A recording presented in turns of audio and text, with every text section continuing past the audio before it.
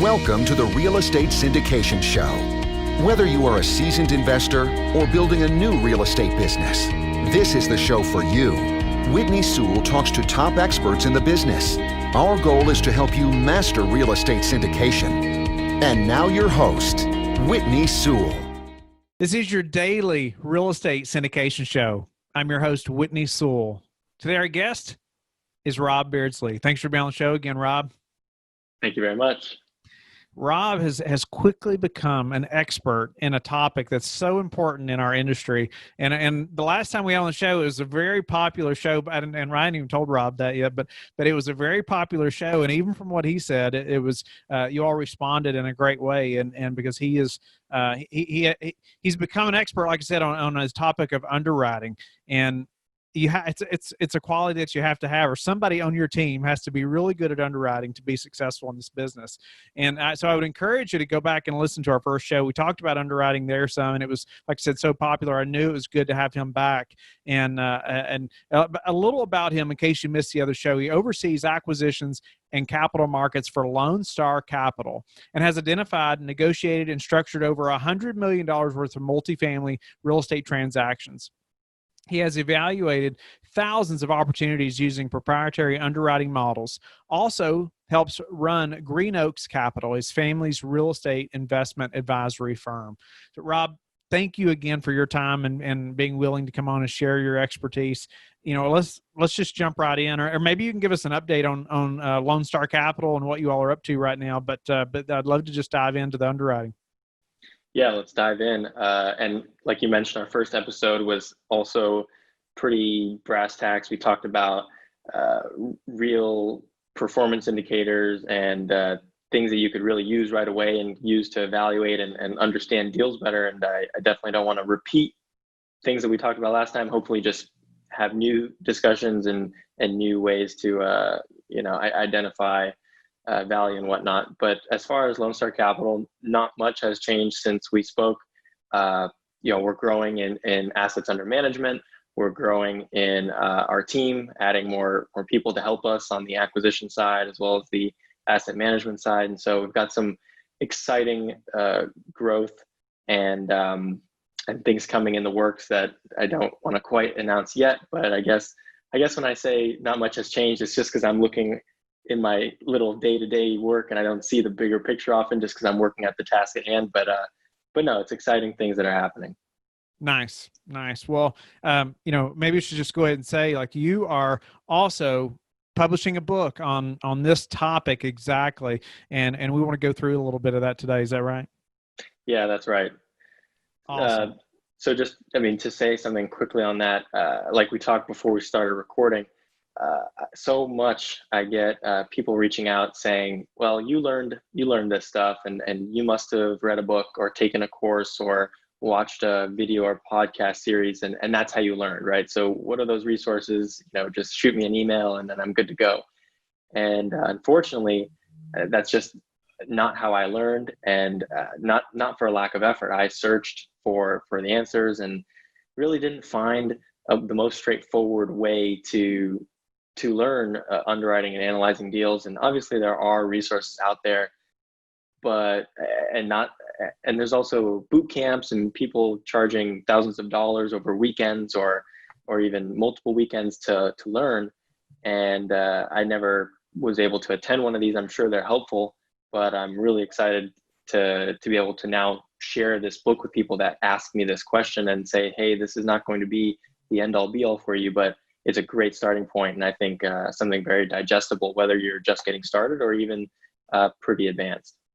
So, and I know it's going to be popular because it is such an important topic. And it seems like there's a big mental block for most people when it comes to underwriting, and just what you just said, like, where do I even start? How do I even know what to look at? What should I even ask for? Where do I put in all these numbers? What do I even use to figure out if this is, a good deal or not? And so maybe you give us a minute or two on, how did you learn how to do this? How did you get into underwriting and become very proficient at it? Yeah. So really, spreadsheets and math numbers have always been an interest of mine, and I love figuring out how things work. I love the black and white nature of math, whether the rather than the kind of the shades of gray of writing, although I've learned to love writing, especially about the topic of underwriting. But I started out just through trial and error and being thrust into it. I was working with my dad on multifamily acquisitions, and he was very intent on my learning it myself and building my own underwriting model. He felt that if I went out and learned it on my own and built my own model, I would understand it better, which at first I thought it was crazy. I thought it was just way too much work, because why would I not just take the existing model out there that somebody already built and just run with that? Because why would I spend all this extra effort? But he was actually so right. In so many more ways, it's been so helpful to build my own model, which helped me learn the basics, learn the underwriting, and then actually be able to evaluate other people's models and just deals in general. And of course, that model has iterated over time to become a whole lot better than what it once was. And then just like you said earlier, underwriting thousands of deals, you learn so many things, and not being afraid to put myself out there. So when I was first speaking with brokers, I'd be kind of scared to provide my feedback and say, well, I think this deal's worth 15 million, because what if they laugh at me or think I'm crazy and I'm way off on the value? So being able to have those conversations and actually support my valuation and say, well, I think the payroll is this, and the stabilization timeline should be 18 months versus 12, and kind of support those different things, that's really helped me over time. Okay. Wow. Yeah. Underwriting thousands of deals. That's definitely a way to learn a lot about underwriting. But even going back to, I know a question that I often get to is like, well, which model do you all use? Do you use this guy's, or, this guru's, or, whatever, all these different models that we can come up with, right? Or we can, and I've heard other people say, well, you should build your own. And that does seem so daunting. When I would, if I had to think right now of how building my own, even now, I would think, man, that's going to take me a while, that is going to take a long time. But you're definitely going to understand the model a lot better, right? Yeah, I think, and another big benefit of building your own, and I don't want to make this a show about why it's so great to build your own, because right. It's not, like you said, it's a huge time commitment. And if you're not trying to, if you're just starting out, I'd say, yeah, it's a good exercise, because it's almost like a class, right? But if you are running a business and you don't have time to step away and, pull out a whiteboard and kind of brainstorm how you want your model to look and all this stuff, maybe under quarantine now you do, but it's in terms of practical application, it doesn't always make sense to build your own. But one of the benefits of building your own is exactly how it works, and you can similarly create that same confidence just through using another model and getting comfortable with it, and just through repetition. So if you take any model, right, and like you mentioned, there's a guru model, or there's this standard model, or this preferred model. And if you underwrite one deal through it, you really have no idea if that model then spit out 20% IRR. You say, well, is that good? I mean, I know 20% generally is good, but for that model, is it good? And how is it really calculating the IRR? So only once you've underwritten, and in the book, I said 100 deals. I think that's kind of a lot. But if you've underwritten 100 deals with the same exact model, you'll really understand what a 20 IRR means in that model. And so what I explain in the book is it becomes less about the numbers and more about the kind of the bell curve of returns. So if in your model you've been underwriting hundreds of deals through all these deals you're receiving from brokers, and most of the time you get a 10 IRR or a 12 IRR, and then all of a sudden a 15 pops out, say, wow, that really sticks out. And then you have a special deal. And that 15% IRR may not sound amazing to other people who are using a different model that might have different, more aggressive assumptions, but you just have to get to know your model. Okay. No, that makes complete sense. And I know the listeners are wondering right now, well, how's Rob underwriting deals today? Okay. Yeah. Good. Like I was just thinking about that, and I'm like, I get that question as well. I had an email today from somebody asking me about, well, what are you all doing right now? How do you even know what the value is? What's it going to be a month from now? And so, I just thought of that, and I know that's what they're asking. And so why don't we just jump into that a little bit and it provide value that way, and they're going to just see how, that you are an expert in underwriting. I'd love to hear what you're doing, just how you're underwriting deals right now. Yeah, so today we're sitting in mid-April 2020, right in the middle of the coronavirus pandemic, and the transaction volume has gone way down. So we're seeing much less deal flow than we just a couple months ago were, right? And on top of that, we're being even more selective with deals that we're even willing to underwrite. So our universe of deals has significantly shrunk, and then our personal universe of deals that we're willing to seriously consider has shrunk. So we're really underwriting far fewer deals today than before. And then in terms of how we're underwriting them, I've gotten this question also, like you might imagine, a lot as well. And the thing that feels the most natural to me in terms of how are you incorporating the uncertainties of the future as well as potential collection loss in the immediate term.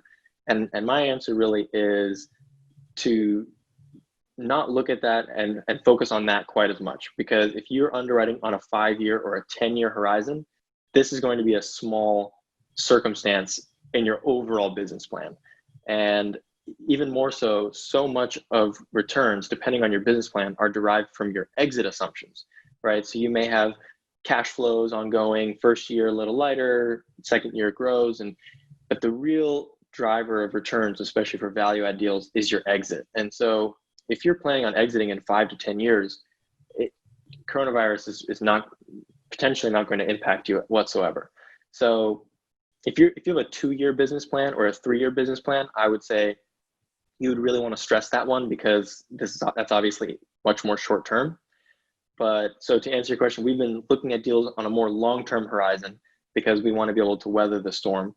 And then you have the debt side of the equation, and that's what's really been shaken up. Pretty much the only game in town right now is Fannie and Freddie, and their loan terms have varied significantly, and they've cooled down or they've calmed down. Spreads have come down, and it's become more normalized lending environment. But you still have the big reserves, which you are potentially aware of. And those reserves are holding back a whole lot of debt proceeds, which obviously directly impact your levered returns. And just off the debt, having that reserve hold back and having a little lower leverage point, because the lenders are going, instead of 75% LTV, now 70% LTV, that right there is knocking potentially 10% off value. So if you have a seller that really wants to transact today, just accounting for the debt side, that they're going to lose 10% of value. So, and if you start factoring in a worse economy over the medium term due to coronavirus, then that should be another 10%. So there's really a whole ton of uncertainty in valuations, and sellers aren't readily accepting 10% lower value today, right? They can just say, well, okay, I'm not going to sell. Just like we are actively buying and selling the market today, we're choosing not to sell a property that we previously had on the market because the market has changed on us and we're no longer happy with the terms available in the market, right? And we would much rather just continue to own our properties and continue to manage and operate and wait for a better time. So it's going to take a more prolonged situation for sellers to really bring down their pricing assumptions about their own properties. But so that's why I don't think hammering deals super hard on the operational side is really going to do you very much good, because the debt side's already doing that for you. And the bid to ask spread is just getting wider, and you're not going to get a deal done. I love that outlook. And just right away, you talked about, okay, we're not going to focus completely on the uncertainty of the next couple of months, because we have to think about it and plan for it if we're closing on something right now, of course. However, if you're doing a 7-year deal, I love how you said, 7-year hold, 10-year, whatever, this is really minor, should be really minor anyway, in that entire business plan. So, and actually a couple other things I wanted you to elaborate on it, just because the debt side is so important. I mean, all the time, but especially at the moment, right? Things have changed so much. So you talk about like the spreads coming down. I know we use terms like that all the time, but what does that mean, to somebody that's just listening right now?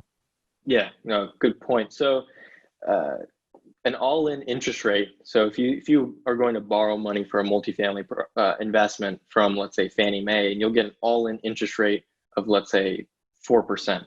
And that all-in interest rate is comprised of an index rate as well as a spread. And that spread is a credit spread, and that represents the lender's risk premium that they want to achieve. So if a lender is lending on a 10-year term, their index rate or their base rate will be the 10-year US Treasury yield. And let's say that is at 80 basis points, which is 0.8%. And then they're going to put their spread on top of it. And if we're getting to a 4% loan, to make the numbers easy, let's just say a 1% US Treasury and then 3% spread to get you to an all-in interest rate of 4%.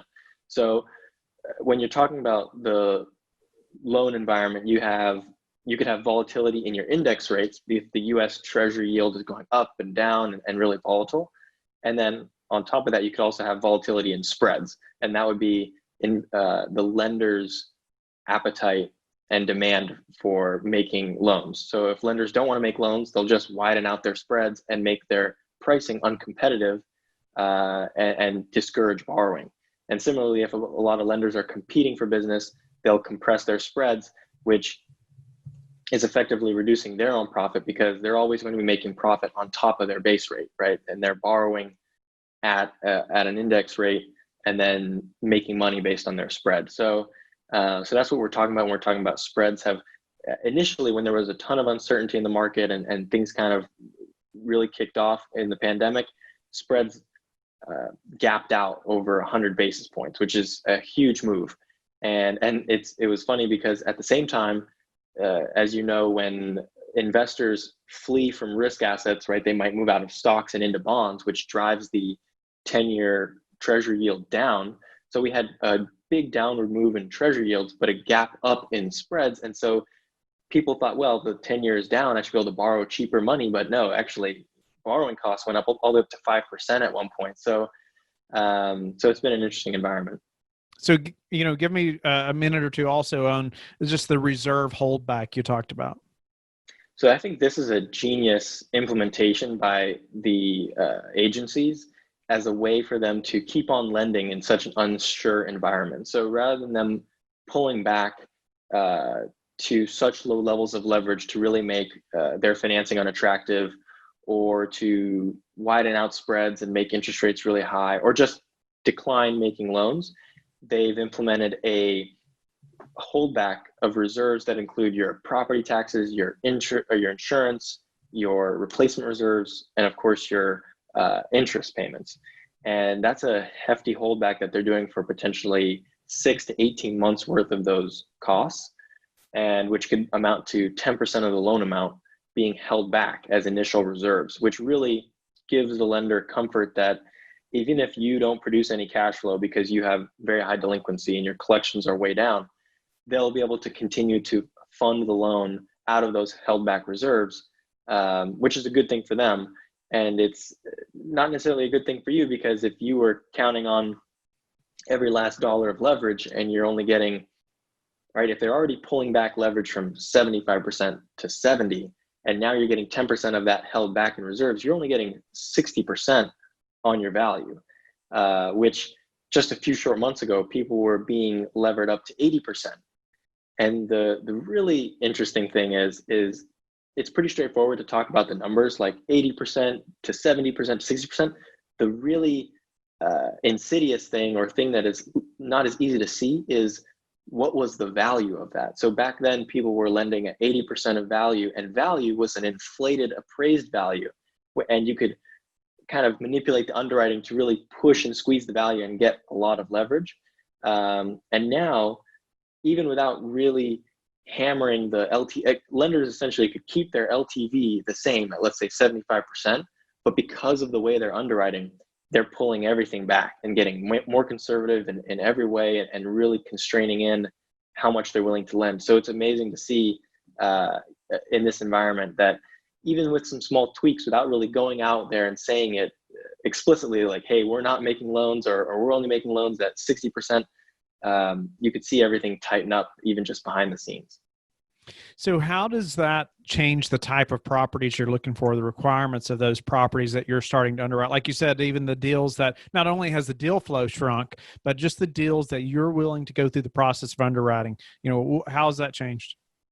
So we're definitely moving up in quality. So I think, Why? right. Sorry? Why moving up in quality? When you say up in quality, you mean like maybe we're looking at A class where before we were looking at B minus and C? Right, exactly. So it's just the higher quality assets are typically just more resilient in recessions, in uncertain times, and also not to say that there's going to be pain in any particular asset class or category A, B, or C. Everybody's going to see price declines. Everybody's going to see some level of distress. It is just an opportunity to get into some nicer properties that we were previously priced out of. And certainly on the Class C side, there will be deals that were over-levered, that were particularly impaired because of a lack of collections and unable to service debt. And there will be some distressed opportunities. I don't think it's going to be widespread, but there will be some unique opportunities, and they'll most likely be on the worst assets, which we will not shy away from. We will definitely be looking to actually buy the debt from lenders to then foreclose ourselves on these distressed assets, or buy them from the banks, and make attempts like that, which will definitely be more so occurring on the worst quality assets. But in terms of buying something today before the distress has really hit and before material price declines have come, I definitely see that making way more sense to do so in the Class A, A minus, B plus space than looking for a C asset right now before prices have really adjusted to where it becomes attractive. Nice. So I love what you're saying, but but that goes right into, what do you see over the next few months? When are you all going to be very serious about buying again, or maybe you're serious now? Maybe you could elaborate on that, or are you going to wait 3 months? Yeah. So it's funny because if we look on LinkedIn or Facebook, there's people out there saying, "Wow, there's great opportunities still out there in the market," and things like that. And I really don't think so. I think it's a very difficult time to be buying right now, just because unless you have a seller that's working with you on like we said, a 10% price adjustment roughly, because the debt market alone demands, Right. The change of conditions on the debt side alone demands a 10% reduction in price. So unless you have a seller that's working with you on that, it's very difficult time to buy. And so we're really hoping that we'll be able to get back in the market in a meaningful way in the next 3 months. And I think that'll in part be determined by the debt markets. When are bridge lenders going to be back in business, CMBS, and when do the reserve requirements burn off from agency loans? I think the debt markets will lead the way on that. But yeah, we're definitely looking every day. We want to understand the market, but we're not really expecting to find anything in the near term. So tell me a little about how your underwriting, say, 3 months ago, or the types of underwriting you were doing then, helped you prepare for what's happened now. Yeah, so I think we're definitely all in this together, and we're all learning together, which is good. And some stuff I wish I would have done more of before, and some stuff I'm just learning as we go. But I think something that's really straightforward is just having ample reserves. And our rule of thumb pre crisis, it was to have, for permanent loan deals, loans that were typically less leverage and longer maturity, so overall lower risk, we would have a reserve account of at least 1 month of operating expenses. And for bridge loans that were generally higher leverage and shorter term, so they had maturity risk and things like that, we would do 2 months of operating expenses as a reserve. And now that that we're all in the middle of this, I'm thinking, well, maybe it should be 2 months and 3 months. So upping that reserve. I know a lot of people are talking about reserves now and how invaluable they are, and it is really true. So that is something that we were doing before, but I think it can't hurt to do even more of. And it's on my list of things to do and write about, is to actually perform an analysis on the return drag of having an extra amount of reserves, what it does on the returns, right? Because if I have to hang on to an extra $1 million in my reserve account, obviously that's burning on my pref and it's dragging down my returns, but is it worth it? And so it's an analysis that I want to do in the near term to understand that better for myself. So that's number one is reserves. And I would say what we were doing before, I would say we were always, as you know, generally conservative. So not reaching for the stars on our pro forma rents, and being more realistic on our economic vacancy, and not forgetting to factor in things like rent concessions, employee discounts, and model units, and bad debt, and just making sure that we have enough vacancy cushion there to incorporate all that. Because I think right now we're seeing, obviously rent growth is stalled, and all that is, really what's making a lot of deals 3-6 months ago look good was big rent growth and big rent increases from renovations. And that was something that we always shied away from. We pretty much always underwrite our deals with just 2% rent growth and 2% expense growth. So we were really looking for the deal itself to be able to pencil on its own. Nice. Okay. I'm grateful for you explaining that. Even going into the reserve, how you're calculating reserves too, because that's always a question I get as well. And I ask operators on the show, and you're one of the few who actually has a way of saying, well, this is how we calculate it, right or wrong. Like, you have a way that you methodically think about it, and this is how we've done it. And I feel like that's good, because if something happens that teaches you, well, maybe that wasn't as much, or maybe it was too much, or whatever that may be, how you were calculating it. So now you have a point to go from, at least to make it improve, And so, we're about out of time, unfortunately. But I'd love to hear a little about, I know you go into this in your book as well, but just sensitivity analysis a little bit, and maybe ones that maybe you just give us a minute on what that means exactly. And then maybe, different analysis that you stress more than others that we definitely need to watch. Yeah, definitely a fun topic. So sensitivity analyses are really just different tests and tables that you can create and evaluate to sensitize your returns across various outcomes and assumptions. So you could sensitize different vacancy rates and see how that affects your returns. And you could really look through the different assumptions and see which one it affects your returns the most. So there are some things that just by exploring, you can see that they don't really affect your returns that much. So if you miss on your CapEx budget, and this is what I've found just through underwriting so many deals, if you're off by a few $100,000, obviously depending on your deal size, but a few $100,000 on your exterior CapEx budget, it's not going to kill your deal. So people say, well, what if there's, the parking lots are bad and you have to redo them all for $50,000? And you say, well, it's not the end of the world. It's, not really going to change your returns that much. But if you're off by $25 on your rent pro forma, that is a huge deal. So we've got $25 or $50,000, right? And there's just different ways that assumptions affect your underwriting. So my favorite sensitivity analysis is the exit test. And this is something that's a must for lenders. And I think it's really important for borrowers as well. But it's basically your ability to exit the loan that you are planning to put in place.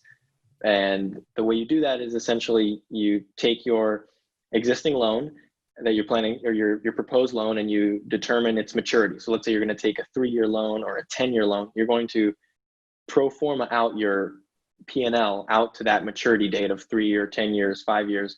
And you're going to see what are my projections at that maturity. And with a base case assumption about the capital markets, about what are interest rates going to be then, what is leverage going to be, and different requirements like that, and see what is my new loan going to be, and is my new loan going to be greater than my existing loan? Because if it's not, you're going to be in trouble. The lender might force you to sell so they can get their money back, or you might have to come in with fresh equity, do a capital call, which nobody likes.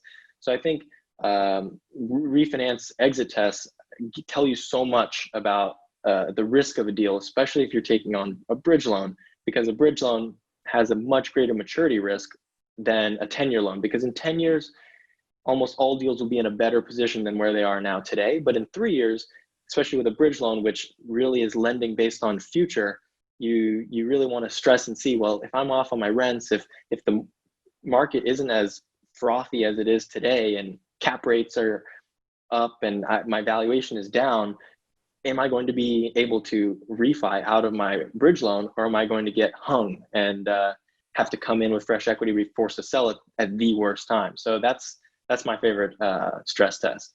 Awesome. I appreciate you going into that. I know lots of listeners have questions about just how we check how sensitive the deal is and our underwriting. So incredible, Rob. One final question: how do you like to give back?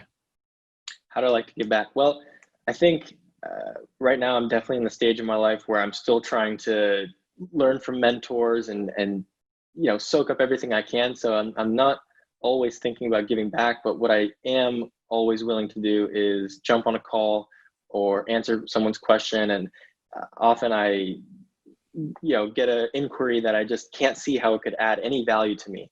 And I'll still just get on a call and share my knowledge freely and give candid advice and really just try to be helpful because, somewhere in me is a teacher, and I do enjoy that. Awesome. Rob, I know this will be a popular show. Everybody is trying to just hone their skill of underwriting and get better at it. And I know your book is going to be very popular amongst the listeners and myself. I can't wait to get it. I hope you're going to send me a copy, or I hope it's autographed as well, by the way. But anyway, Rob, grateful for your time and grateful just for you sharing on the show and giving back in that way. Tell the listeners how they can get in touch with you and let them know how to find your book, because by the time they hear this, it's going to be out there. Yep, I'm working on it right now and really excited for it. So I highly encourage you to head to lonestarcapgroup.com.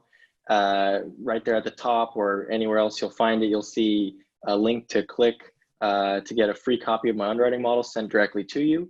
And then from there, there'll be additional information on getting my book and just getting more involved in what we do. And if you want to email me directly with any questions, you can reach out, rob@lonestarcapgroup.com. Thank you for listening to the Real Estate Syndication Show, brought to you by LifeBridge Capital. LifeBridge Capital works with investors nationwide to invest in real estate, while also donating 50% of its profits to assist parents who are committing to adoption. LifeBridge Capital, making a difference, one investor and one child at a time. Connect online at www.lifebridgecapital.com for free material and videos to further your success.